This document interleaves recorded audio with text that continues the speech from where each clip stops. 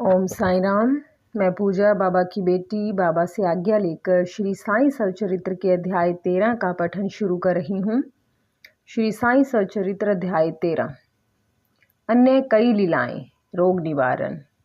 भीमाजी पाटिल, बाला गणपत दर्जी, बापू साहेब बूटी, आलंदी स्वामी, काका महाजनी, हरदा के दत्तोपंत। माया की अभेद शक्ति। बाबा के शब्द सदैव संक्षिप्त, अर्थपूर्ण, गूढ़ और विद्वतापूर्ण तथा समतोल रहते थे। वे सदा निश्चिंत और निर्भय रहते थे। उनका कथन था कि मैं फकीर हूँ, न तो मेरे स्त्री है और न घर द्वार ही। सब चिंताओं का त्याग कर मैं एक ही स्थान पर रहता हूँ, फिर भी माया मुझे कष्ट पहुँचाया करती है। मैं स्वयं को तो भूल चुका हूँ, परंतु माया मुझे नहीं भूलती, क्योंकि वह मुझे अपने चक्कर में फंसा लेती है। श्री हरि की यह माया ब्रह्मा आदि को भी नहीं छोड़ती, फिर मुझ सरीखे फकीर का तो कहना ही क्या है। परंतु जो हरि की शरण लेंगे वे उनकी कृपा से माया जाल से मुक्त हो जाएंगे। इस प्रकार बाबा ने माया की शक्ति का परिचय दिया। भगवान श्री कृष्ण भागवत में उद्धव से कहते हैं कि संत मेरे जीवित स्वरूप हैं, और बाबा का भी कहना यही था कि वे भाग्यशाली जिनके समस्त पाप नष्ट होने हों, वे ही मेरी उपासना की ओर अग्रसर होते हैं। यदि तुम केवल साईं साईं का ही स्मरण करोगे तो मैं तुम्हें भवसागर से पार कर दूंगा। इन शब्दों पर विश्वास करो, तुम्हें अवश्य लाभ होगा। मेरी पूजा के निमित्त कोई सामग्री या अष्टांग योग की भी आवश्यकता नहीं है। मैं तो भक्ति में ही निवास करता हूँ। अब आगे देखिए कि अनाश्रितों के आश्रयदाता साईं ने भक्तों के कल्याणार्थ क्या क्या किया। भीमाजी पाटिल सत्य साईं व्रत। नारायण गांव, तालुका जुन्नर, जिला पूना के एक महानुभाव भीमाजी पाटिल को सन 1909 में वक्षस्थल में एक भयंकर रोग हुआ, जो आगे चलकर क्षय रोग में परिणत हो गया। उन्होंने अनेक प्रकार की चिकित्सा की, परंतु कुछ लाभ न हुआ। अंत में हताश होकर उन्होंने भगवान से प्रार्थना की, हे नारायण, हे प्रभु, मुझ अनाथ की कुछ सहायता करो। यह तो विदित है ही कि जब हम सुखी रहते हैं तो भगवत स्मरण नहीं करते, परंतु ज्यों ही दुर्भाग्य घेर लेता है, दुर्दिन आते हैं, तभी हमें भगवान की याद आती है। इसलिए भीमा जी ने भी ईश्वर को पुकारा।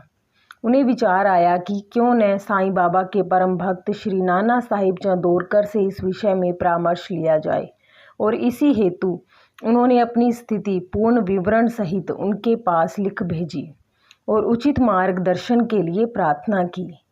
प्रत्युत्तर में श्री नाना साहेब ने लिख दिया कि अब तो केवल एक ही उपाय शेष है, और वह है साईं बाबा के चरण कमलों की शरणागति। नाना साहेब के वचनों पर विश्वास कर उन्होंने शिरडी प्रस्थान की तैयारी की। उन्हें शिरडी में लाया गया और मस्जिद में ले जाकर लेटाया गया। श्री नाना साहेब और श्यामा भी उस समय वहीं उपस्थित थे। बाबा बोले कि यह पूर्व जन्म के बुरे कर्मों का ही फल है, इस कारण मैं इस झंझट में नहीं पड़ना चाहता। यह सुनकर रोगी अत्यंत निराश होकर करुणापूर्ण स्वर में बोला कि मैं बिल्कुल निसहाय हूँ और अंतिम आशा लेकर आपके श्री चरणों में आया हूँ। आपसे दया की भीख मांगता हूँ। हे दीनों के शरण, मुझ पर दया करो। इस प्रार्थना से बाबा का हृदय द्रवित हो आया और वे बोले कि अच्छा ठहरो, चिंता न करो, तुम्हारे दुखों का अंत शीघ्र होगा। कोई कितना भी दुखित और पीड़ित क्यों न हो, जैसे ही वह मस्जिद की सीढ़ियों पर पैर रखता है, वह सुखी हो जाता है। मस्जिद का फकीर बहुत दयालु है और वह तुम्हारा रोग भी निर्मूल कर देगा। वह तो सब पर प्रेम और दया रखकर रक्षा करता है। रोगी को हर 5वें मिनट पर खून की उल्टियाँ हुआ करती थी, परंतु बाबा के समक्ष उसे कोई उल्टी न हुई। जिस समय से बाबा ने अपने श्रीमुख से आशा और दयापूर्ण शब्दों में उक्त उद्गार प्रकट किए, उसी समय से रोग ने भी पलटा खाया। बाबा ने रोगी भीमाबाई के घर में ठहरने को कहा। यह स्थान इस प्रकार के रोगी का सुविधाजनक और स्वास्थ्यप्रद तो न था, फिर भी बाबा की आज्ञा कौन टाल सकता था। वहां पर रहते हुए बाबा ने 2 स्वप्न देकर उसका रोग हरण कर लिया। पहले स्वप्न में रोगी ने देखा कि वह एक विद्यार्थी है और शिक्षक के सामने कविता मुखाग्र न कर सकने के दंड स्वरूप बेतों की मार से असहनीय कष्ट भोग रहा है। दूसरे स्वप्न में उसने देखा कि कोई हृदय पर नीचे से ऊपर और ऊपर से नीचे की ओर पत्थर घुमा रहा है, जिससे उसे असहाय पीड़ा हो रही है। स्वप्न में इस प्रकार कष्ट पाकर वह स्वस्थ हो गया और घर लौट आया। फिर वह कभी कभी शिरडी आता और साईं बाबा की दया का स्मरण कर साष्टांग प्रणाम करता था। बाबा अपने भक्तों से किसी वस्तु की आशा नहीं रखते थे, वे तो केवल स्मरण, दृढ़ निष्ठा और भक्ति के भूखे थे। महाराष्ट्र के लोग प्रतिपक्ष या प्रति मास सदैव सत्यनारायण का व्रत किया करते हैं, परंतु अपने गांव पहुंचने पर भीमाजी पाटिल ने सत्यनारायण व्रत के स्थान पर एक नया ही सत्य साईं व्रत प्रारंभ कर दिया। बाला गणपत दर्जी। एक दूसरे भक्त जिनका नाम बाला गणपत दर्जी था, एक समय जीर्ण ज्वर से पीड़ित हुए। उन्होंने सब प्रकार की दवाइयाँ और काढ़े लिए, परंतु इनसे कोई लाभ न हुआ। जब ज्वर तिल मात्र भी न घटा तो वे शिरडी दौड़े आए और बाबा के श्री चरणों की शरणी ली। बाबा ने उन्हें विचित्र आदेश दिया कि लक्ष्मी मंदिर के पास जाकर एक काले कुत्ते को थोड़ा सा दही और चावल खिलाओ। वे यह समझ न सके कि इस आदेश का पालन कैसे करें। घर पहुंचकर चावल और दही लेकर वे लक्ष्मी मंदिर पहुंचे, जहां उन्हें काला कुत्ता पूंछ हिलाते हुए दिखा। उन्होंने वह चावल और दही उस कुत्ते के सामने रख दिया, जिसे वह तुरंत ही खा गया। इस चरित्र की विशेषता का वर्णन कैसे करूं कि उपयुक्त उपाय करने मात्र से ही बाला दर्जी का ज्वर हमेशा के लिए जाता रहा। बापू साहेब बूटी। श्रीमान बापू साहेब बूटी एक बार अमल पित्त के रोग से पीड़ित हुए। उनकी अलमारी में अनेक औषधियाँ थीं, परंतु कोई भी गुणकारी न हो रही थी।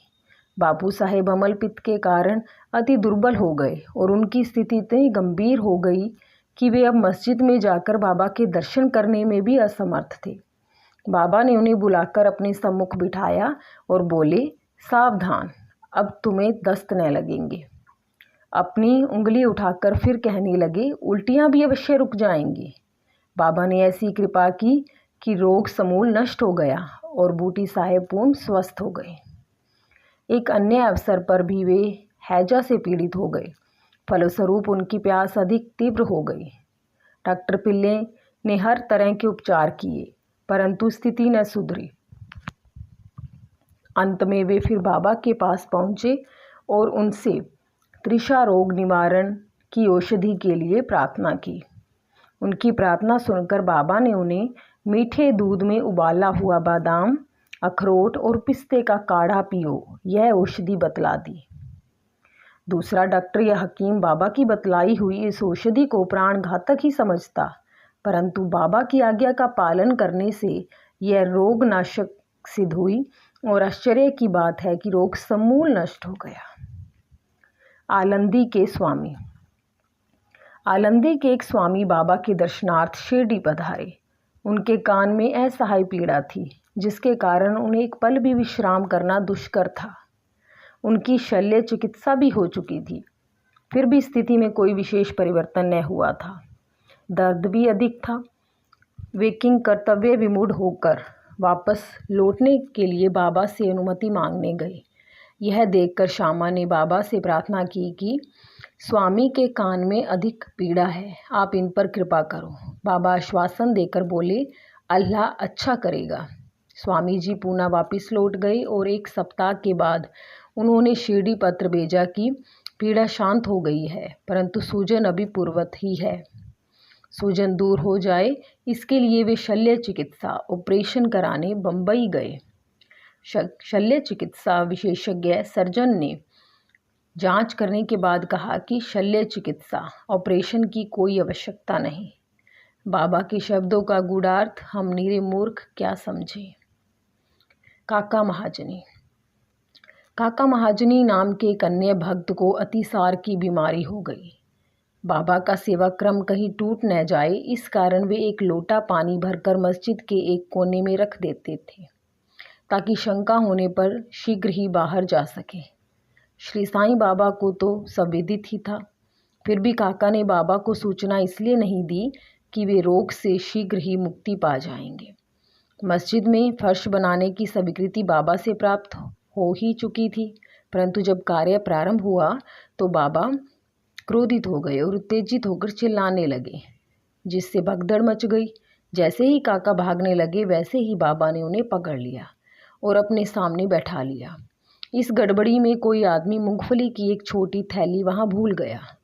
बाबा ने एक मुट्ठी मूंगफली उसमें से निकाली और छिलकर दाने काका को खाने के लिए दे दिए। क्रोधित होना, मूंगफली छीलना और उन्हें काका को खिलाना, यह सब कार्य एक साथ ही चलने लगा।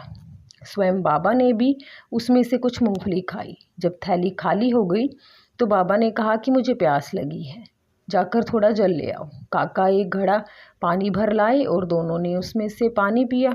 फिर बाबा बोले कि अब तुम्हारा अतिसार रोग दूर हो गया, तुम अपने फर्श के कार्य की देखभाल कर सकते हो। थोड़े ही समय में भागे हुए लोग भी लौट आए। कार्य पुनः प्रारंभ हो गया। काका का रोग अब प्राय दूर हो चुका था, इस कारण वे कार्य में संलग्न हो गए। क्या मूंगफली अतिसार रोग की औषधि है? इसका उत्तर कौन दे? वर्तमान चिकित्सा प्रणाली के अनुसार तो मूंगफली से अतिसार में वृद्धि ही होती है, न कि मुक्ति। इस विषय में सदैव की भांति बाबा के श्री वचन ही औषधि स्वरूप थे। हरदा के दत्तोपंत। हरदा के एक सज्जन जिनका नाम श्री दत्तोपंत था, 14 वर्ष से उदर रोग से पीड़ित थे। किसी भी औषधि से उन्हें लाभ न हुआ। अचानक कहीं से बाबा की कीर्ति उनके कानों में पड़ी कि उनकी दृष्टि मात्र से ही रोगी स्वस्थ हो जाते हैं। अतः वे शिरडी आए और बाबा के चरणों की शरण ली। बाबा ने प्रेम दृष्टि से उनकी ओर देखकर आशीर्वाद देकर अपना वरद हस्त उनके मस्तक पर रखा। आशीष और उदी प्राप्त कर वे स्वस्थ हो गए तथा भविष्य में उन्हें फिर कोई पीड़ा न हुई। इसी तरह के निम्नलिखित 3 चमत्कार इस अध्याय के अंत में टिप्पणी में दिए गए हैं। पहला, माधवराव देशपांडे बवासीर रोग से पीड़ित थे। बाबा की आज्ञा अनुसार सोनामुखी का काढ़ा सेवन करने से वे निरोग हो गए। 2 वर्ष पश्चात उन्हें पुनः वही पीड़ा उत्पन्न हुई। बाबा से परामर्श लिए बिना वे उसी काढ़े का सेवन करने लगे। परिणाम यह हुआ कि रोग अधिक बढ़ गया, परंतु बाद में बाबा की कृपा से शीघ्र ही ठीक हो गया। काका महाजनी के बड़े भाई गंगाधर पंत को कुछ वर्षों से सदैव उदर में पीड़ा बनी रहती थी। बाबा की कीर्ति सुनकर वे भी शिरडी आए और आरोग्य प्राप्ति के लिए प्रार्थना करने लगे। बाबा ने उनके उदर को स्पर्श कर कहा, अल्लाह अच्छा करेगा। इसके पश्चात तुरंत ही उनकी उदर पीड़ा मिट गई और वे पूर्णतः स्वस्थ हो गए। श्री नाना साहेब चंदोरकर को भी एक बार उदर में बहुत पीड़ा होने लगी। वे दिन रात मछली के समान तड़पने लगे। डॉक्टरों ने अनेक उपचार किए, परंतु कोई परिणाम न निकला। अंत में वे बाबा की शरण में आए। बाबा ने उन्हें घी के साथ बर्फी खाने की आज्ञा दी। इस औषधि के सेवन से वे पूर्ण स्वस्थ हो गए।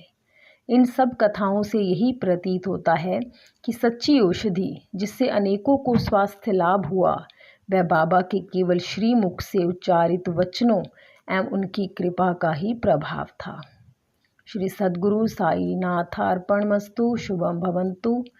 सप्ताह परायण द्वितीय विश्राम। ओम साई।